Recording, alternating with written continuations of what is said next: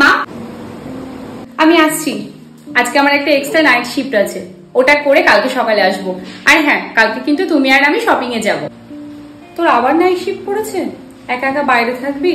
বাইরে কোথায় থাকবো মা, আমি তো থাকবো হসপিটালের ভেতরে, আর এটা তো আমার ডিউটি। তুমি একদম চিন্তা করো না।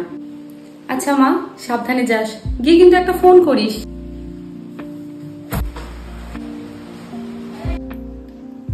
এই ওষুধগুলো সময় মতো খেয়ে নেবেন। ভীষণ টায়ার্ড লাগছে, না একটুখানি সেমিনার রুমের দিকে যাই। কে?